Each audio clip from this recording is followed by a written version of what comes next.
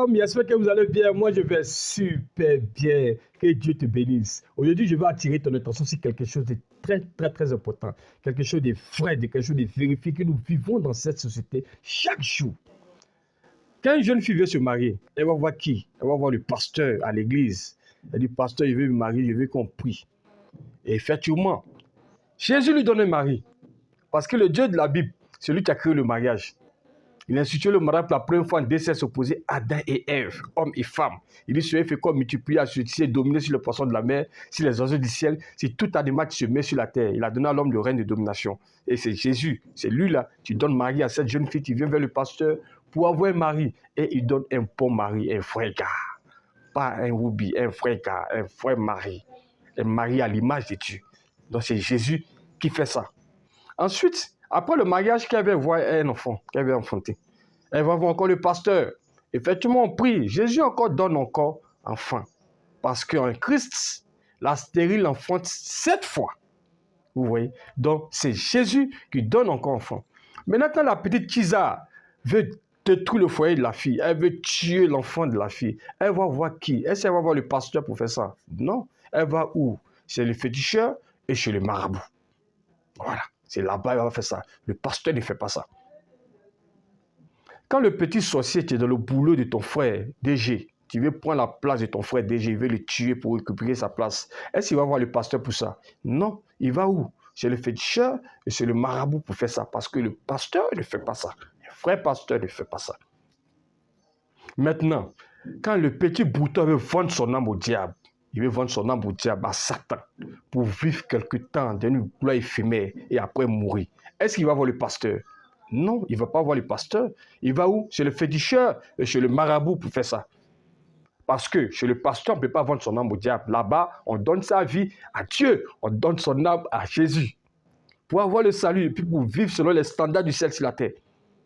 Mais chez le féticheur, on peut vendre son âme au diable. Vous voyez? Juste fais tomber les écailles de tes yeux. Et la grande majorité de ces marabouts-là, ce sont les imams. Ce n'est pas tous, mais la grande majorité, ce sont les imams, les guides spirituels des mosquées. Donc frère, juste fais tomber les écailles de tes yeux.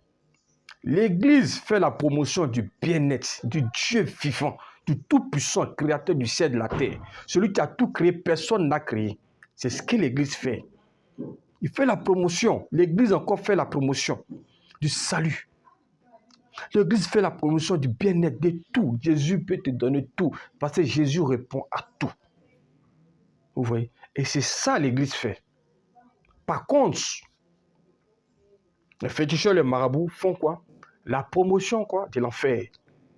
Donc frère, juste fais tomber les écarts de tes yeux. Nous ne sommes pas dans une concurrence des religions, jamais. Parce que nous, enfants de Dieu, nous ne sommes pas des religieux. Non, nous sommes enfants de Dieu. Nous avons une relation avec Dieu, la personne de Christ. Juste fais tomber les écarts de tes yeux. J'espère que je ne t'ai pas insulté, mais juste fais tomber les écarts de tes yeux pour que tu puisses comprendre l'importance de Christ dans ta vie, l'importance de l'Église dans ta vie. Voilà. Je n'ai dénigré personne, j'ai juste dit la vérité. L'Église fait la promotion de Dieu vivant, de Dieu tout-puissant, créateur du ciel et de la terre, du bien-être, du salut.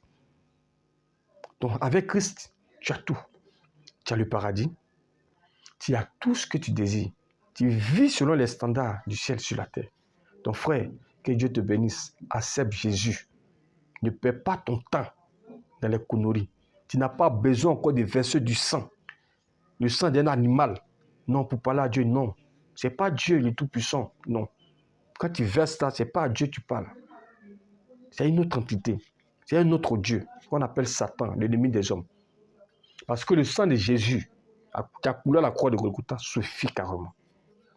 Tu as besoin simplement d'accepter Jésus. Ouvre ton cœur à Jésus afin de connaître véritablement le seul vrai Dieu. Parce qu'il y a un seul vrai Dieu, un seul médiateur entre Dieu et les hommes, Jésus-Christ. En dehors de lui, il n'y a pas de salut. Que Dieu te bénisse. N'aie pas peur d'accepter Jésus.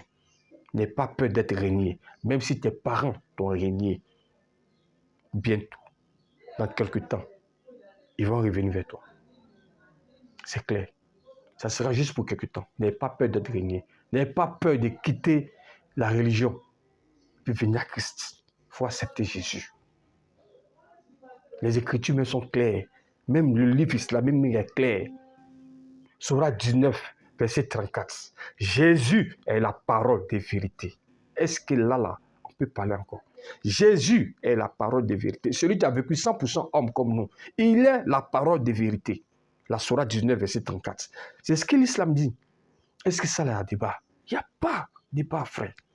Et la Bible nous dit dans le livre Jean, au premier chapitre, au commencement était la parole était avec Dieu, la parole était Dieu. Toutes choses étaient faites par elle, et rien de ce qui était fait sans elle. Cette parole s'est faite chair. C'est cette parole-là qui s'est faite chair et qui est venue habiter parmi nous. Et qui est confirmée dans le Coran, dans la Sourate 19, verset 34, Jésus est la parole de vérité. Comment quelqu'un a vécu 100% homme, il est la parole de vérité. Vous voyez? Donc c'est ce mystère que les religieux n'ont pas. Frère, ouvre ton cœur à Jésus, accepte Jésus véritablement. Et le Saint-Esprit va te conduire dans toute la vérité. C'est simple. Si tu veux savoir toute cette vérité, si tu es convaincu que Jésus est ton Seigneur, ton sauveur personnel, ouvre-le ton cœur, accepte-le véritablement. Lui maintenant, il va te conduire dans toute la vérité. Pour avoir le goût du pain, pour savoir que le pain est doux, tu dois faire quoi? Tu dois manger le pain. Celui qui ne mange pas le pain, est-ce qu'il peut savoir que le pain est doux? Non. Il ne peut pas savoir que le pain est doux. C'est clair. Mais si tu n'as pas mangé le pain, comment tu vas savoir que le pain est doux? Tu ne peux pas. Si tu n'as pas accepté Jésus, comment tu sauras qu'il est Dieu? Comment tu sauras qu'il est la vérité? Non. Mais si les Écritures te disent qu'il est la parole de vérité, donne-lui ton cœur. Ouvre-lui ton cœur. Accepte-le véritablement. Tu verras, il fera des grandes choses avec toi. Tu vas vivre les standards du ciel sur la terre. Tu n'as plus besoin de te mettre les parfums bizarres qui dégagent les odeurs nauséabondes. Non, tu n'as pas besoin de ça, frère. Tout ce qui sent mauvais, déjà, Satan. Que Dieu te bénisse, te garde, te comble. Je ne t'ai pas insulté, frère. Juste fais tomber les écailles de tes yeux. Il faut accepter Jésus. Nous ne sommes pas dans une concurrence des religions parce que nous ne sommes pas de la religion. Jamais. Jamais. Il a juste fait des recherches encore. Tenez-vous, un pays islamique, le Liban. Au Liban, celui qui doit être président là-bas doit être obligatoirement chrétien.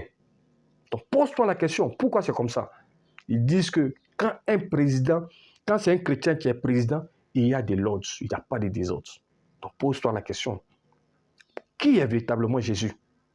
Au point que celui qui doit être président au Liban, pays arabe, doit obligatoirement être chrétien. Non frère, ce sont ces réponses que tu as fait tomber les écarts de tes yeux. Il faut accepter Jésus, ouvre ton cœur. Il va te conduire dans toute la vérité. Que Dieu te bénisse, te garde, te comble, ne te pas insulter, ne te fâche pas. Juste une petite vérité. Voilà. Ça rougit souvent les yeux, mais ça ne les casse pas. Ça fait du bien à l'âme. Accepte la vérité, tu verras. Que Dieu te bénisse. Réponds amen, même si tu es fâché. Que Dieu te garde. Ensemble. Demain béni, comblé. Jésus est la vérité. Jésus sauve l'âme. Jésus est le seul vrai Dieu. Que le Seigneur te bénisse. À bientôt. Au revoir.